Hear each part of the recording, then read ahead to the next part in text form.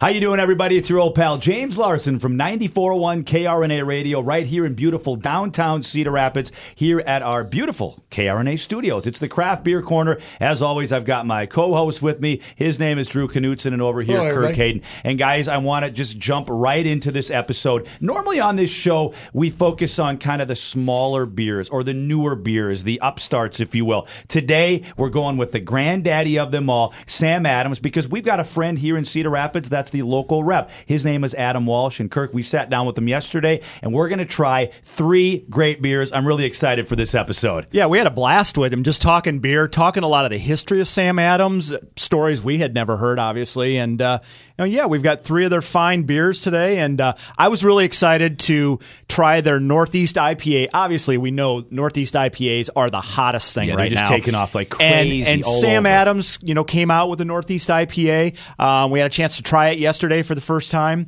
and I thought it was really good. Yeah, and I think, do we owe Sam Adams a little bit? Weren't they one of the first to do this whole craft beer thing, Drew? Well, that's a conversation you can have for a long time. Definitely on the East Coast, for sure. Sierra Nevada is another one of those beer companies that have been around for a long time. You'll find them out in California. So, yeah, Sam Adams, been around a long time, been doing craft beer for a long time. So, guys, this is new for me, this whole arena, this world. But I got to stop saying that because we're in like 15 episodes now. So it's not so new. But this, I got to say, one of my new favorite beers. And, Danielle, if you want to get a shot of this can, it's the Samuel Adams Sam 76. You brought one of these into the radio show about 2 months ago. I liked it right away. Yesterday, and we make the joke, a beer you can drink all day. This one you can certainly drink all day long. Absolutely, and what they've done is they've, as Adam was describing, they've taken and kind of combined a pale ale and a lager, the yeast strains, combined them and made kind of a beer that I don't know, has anybody else done this, tried this? This is lawn mowing beer. It sure is. I mean, you could come in and just really enjoy it because it's so easy to drink. Very fresh. It comes in at 4.7% ABV, and what you guys are experiencing with those 2 different yeast strains is a pale ale is going to be malty, a little more heavier. Sometimes people confuse that with maybe hoppiness, and then the lager is more water, if you will, not a lot of flavor. You're right in the middle of the 2 right here. You're going to get some flavor, and then it's just going to disappear. Yeah. I think what I would say about this particular beer, we talk craft beer all the time, but we talk about people that maybe have tried craft beer, don't like it.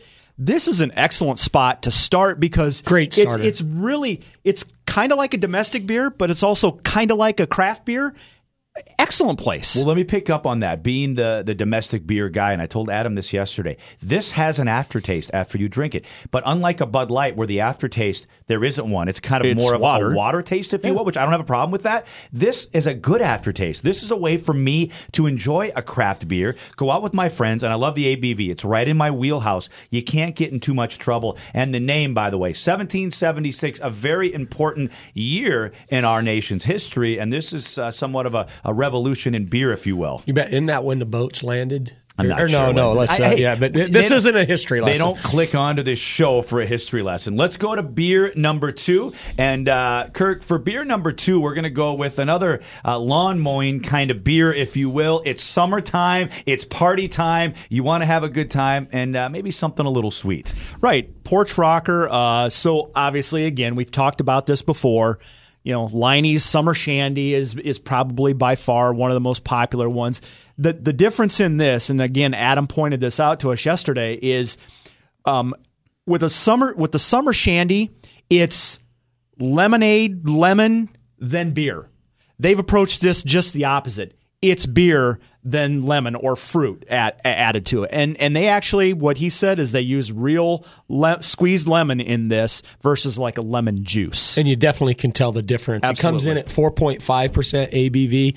And ladies and gentlemen that are watching the show out there, this is officially called a Radler, is the style of beer. But here in the United States, we like to call them Shandies.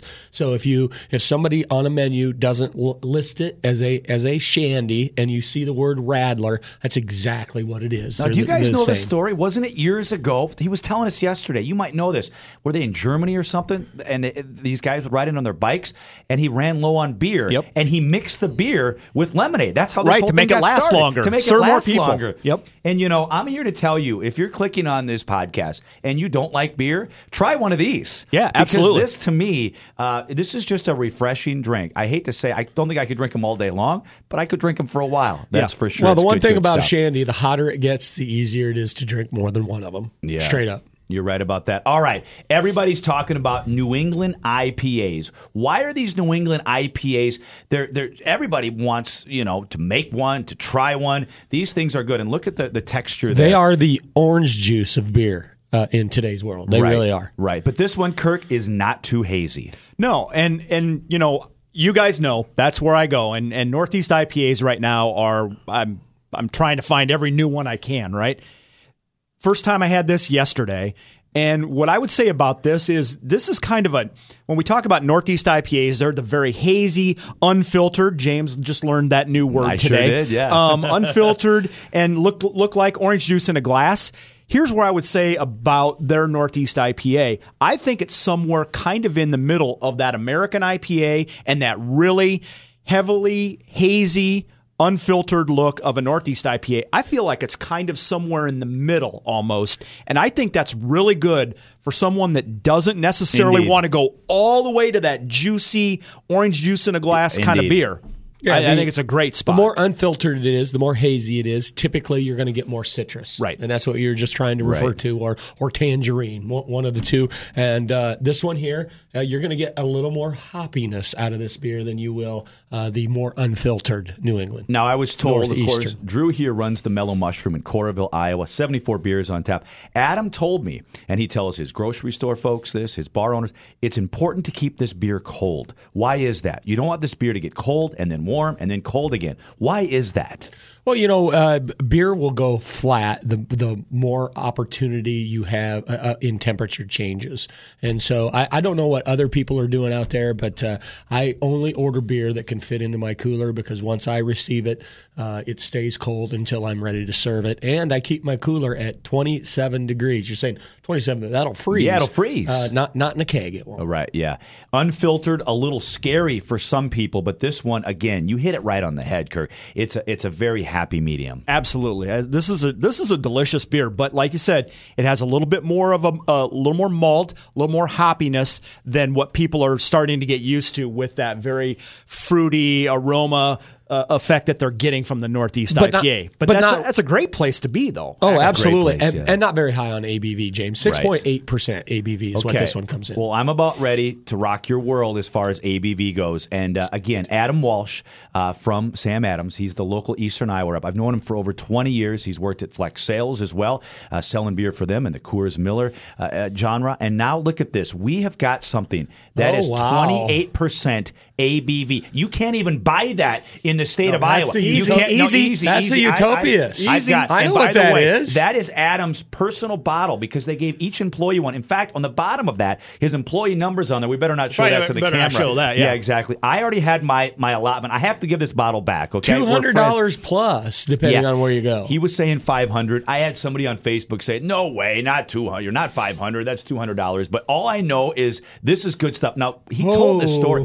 It smells like a brandy almost. It does. It is being called Sam Adams beer. It is being called the strongest beer in the world. Come on. That's what he said. Strongest beer in the world. I know. Get it out of his hands. 28% alcohol. The last thing Drew needs. Yeah, and unfortunately here in the state of Iowa, if you live in Iowa watching this podcast here on Facebook, Craft Beer Corner, unfortunately this will never be able to be sold in Iowa. Iowa actually limits the 15%, right? Actually, it's 12% if you're bringing it in, 15% if you make it in the state. So that's the rules that Iowa However, has. there's a I'm waiting for a close. genie to pop out of this bottle. I know, right? Actually, yeah. My home state of Minnesota, you can get this treat. And what is it called? It's the Utopia. Right? Utopias. It's just so. I had it yesterday. Did you drink the whole thing? Oh no, he's still got a little bit left. That's like a $10 glass of beer right there, Drew. Yeah, I know. Yeah, enjoy that, my friend. What do you think? This is a sipping beer. This is a sipping beer. You know what I want with this is I want a dark meat with this. I want a prime rib. Yeah. medium rare. But it is sweet, isn't it? Very sweet. Very sweet. Yeah. Yep. For me, I'd need a loan from Wells Fargo to have too many of these. Thank you for that. Yeah, that is, he's not. He's not getting that back. But let's wrap this up. Really not. Yeah, we're all out of time this week. But Kirk, real quick, the thing I learned about Sam Adams, and we spoke with Adam yesterday for a better part of almost 2 hours. Sounds like he's got a great job there. And Jim, the founder, these guys take great care of their employees, and they care about the beer that they package and sell to us. Absolutely. And they're just as thrilled that there's local breweries and local guys brewing great beer, because it brings an overall buzz to the craft beer world. Yeah. They need all the other guys to do really well. Absolutely. As well. And they're killing it on a national and probably a world level, where a lot of local guys are local. And I think they're all playing really well together. They're doing some really nice beers. I was incredibly surprised. Good stuff. All right, for Kirk Hayden and Drew Knutson, I'm James Larson. This has been an exclusive presentation of the Craft Beer Corner, where we do one thing: we make beer drinking great again.